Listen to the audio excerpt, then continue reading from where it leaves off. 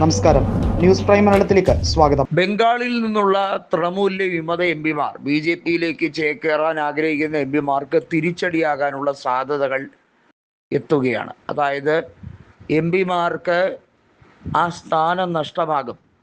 കൂറുമാറ്റ നിരോധന നിയമം നിലവിൽ വന്നാൽ ആ സ്ഥാനം നഷ്ടമാകുന്ന രീതിയിലേക്കാണ്. ബംഗാളിൽ നമുക്കറിയാം, കഴിഞ്ഞ നിയമസഭാ തിരഞ്ഞെടുപ്പിൽ അവിടെ 200-ൽ പരം സീറ്റുമായി BJP അധികാരത്തിലെത്തിയപ്പോൾ പ്രതിപക്ഷത്തായ തൃണമൂൽ കോൺഗ്രസ് ഛിന്ന ഭിന്നമായി പോകുന്ന അവസ്ഥയാണ് കണ്ടത്. അതിനുശേഷം മമതാ ബാനർജി കോൺഗ്രസിനോട് അഭ്യർത്ഥനയുമായി മുന്നോട്ട് വരികയും അവരിപ്പോൾ കോൺഗ്രസുമായി ബന്ധപ്പെട്ട് പ്രവർത്തിക്കുകയും ചെയ്യുകയാണ്.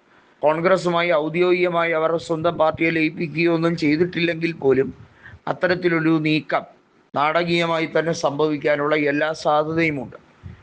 നിലവിലെ കോൺഗ്രസിൻ്റെ എംപിമാർ, ബംഗാളിൽ നിന്നുള്ള എംപിമാർ എന്ന് പറയുന്നത് അവിടെ ആകെയുള്ളത് മാൾഡയിൽ നിന്നുള്ള എംപി മാത്രമാണ്.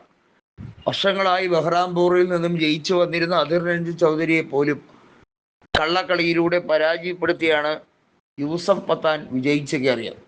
ഇപ്പോഴത്തെ രാഷ്ട്രീയ സാഹചര്യത്തിൽ ബംഗാളിൽ നിയമസഭാ തിരഞ്ഞെടുപ്പോ ലോക്സഭാ ഉപതിരഞ്ഞെടുപ്പോ ഒക്കെ നടന്നാൽ BJPക്ക് വലിയ മുന്നേറ്റമാണ്. അതിന് കാരണമാകുന്ന SIR നടപടിയിലുണ്ടായ വെട്ടലും അതിനെ തുടർന്നുണ്ടായ പ്രശ്നങ്ങളും തന്നെയാണ്.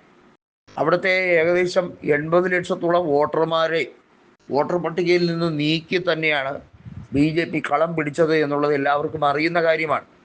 BJPയെ സംബന്ധിച്ചിടത്തോളം അധികാര രാഷ്ട്രീയത്തിൻ്റെ ഭാഗമായി അവർക്കിരുന്നാൽ മാത്രമേ തുടർന്നും കാര്യങ്ങൾ വളരെ ശക്തമായ ഗതിയിൽ മുന്നോട്ട് കൊണ്ടുപോകാൻ സാധിക്കുകയുള്ളൂ. ഇപ്പോൾ BJPക്ക് അധികാരം കേന്ദ്രത്തിലും ബംഗാളിലുമുണ്ട്. തൃണമൂൽ കോൺഗ്രസിനെ കയ്യാങ്കളിയിലൂടെ അല്ലെങ്കിൽ നേരിട്ട് തെരുവിൽ ഏറ്റുമുട്ടുന്ന രീതിയിലേക്കാണ് BJP പല രീതിയിലും തൃണമൂൽ കോൺഗ്രസ്സുകാരുടെ പാർട്ടി ഓഫീസുകൾ ഓരോന്നായി പിടിച്ചെടുക്കുന്നത്. നമുക്കറിയാം, 34 കൊല്ലം കമ്മ്യൂണിസ്റ്റ് പാർട്ടി ഭരിച്ചപ്പോൾ 2011 ആദ്യമായി തൃണമൂൽ കോൺഗ്രസ് അധികാരത്തിൽ വന്നപ്പോൾ ആദ്യമായി ചെയ്യാൻ തുടങ്ങിയത് CPIMൻ്റെ ഏരിയ കമ്മിറ്റി ഓഫീസുകളും അതുപോലെ തന്നെ ലോക്കൽ കമ്മിറ്റി ഓഫീസുകളുമൊക്കെ മുഷ്ടി ചുരുട്ടി പിടിച്ചെടുത്ത് അവിടെ ക്രൂരമായ ആക്രമണം അഴിച്ചുവിട്ട് രാഷ്ട്രീയ കൊലപാതകങ്ങൾ ഉൾപ്പെടെ നടത്തി തൃണമൂൽ കോൺഗ്രസിൻ്റെ നരനായാട്ടായിരുന്നു. അതുതന്നെയാണ് വീണ്ടും ആവർത്തിക്കാൻ ശ്രമിച്ചുകൊണ്ടേയിരിക്കുന്നത്. ഇത്തവണ ഒരു വ്യത്യസ്തതയുണ്ട്. അതെന്തെന്നാൽ മമതാ ബാനർജിയെ സംബന്ധിച്ചിടത്തോളം ഇനി ബംഗാളിലേക്ക് തിരിച്ചുപോക്ക് ദുർഘടമായിരിക്കും. മമതാ ബാനർജി ആയിക്കോട്ടെ, അല്ലെങ്കിൽ അവരുടെ അനന്തരവനായിട്ടുള്ള അഭിജിത്ത് ബാനർജി ആയിക്കോട്ടെ, രണ്ടുപേർക്കും വലിയ തോതിലുള്ള പ്രശ്നങ്ങൾ നേരിടുകയാണ്. ഡയമണ്ട് ഹാർബറിൽ നിന്നുള്ള MP ആയിട്ടുള്ള അഭിഷേക് ബാനർജിക്ക് വലിയ തിരിച്ചടിയാണ് ഈ നിയമസഭാ തെരഞ്ഞെടുപ്പ് കൊണ്ടുണ്ടായത്.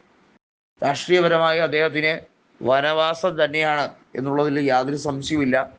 ഋതബ്രത ബാനർജി ആണെങ്കിൽ പാർട്ടി പിടിച്ചെടുക്കുകയും ചെയ്തു.